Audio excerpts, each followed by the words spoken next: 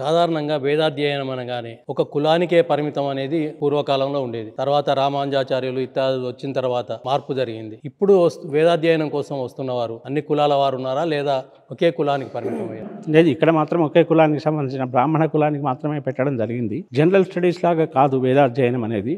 కొంత నియమనిష్టలతో ఉండాల్సినటువంటి పరిస్థితి ఉంటుంది. ఆ నియమనిష్టలతో ఉన్నప్పుడే ఆ వాగ్దేవి ఆ నాలుక మీద కూర్చొని వాళ్ళకి వేదాన్ని ఇస్తుంది.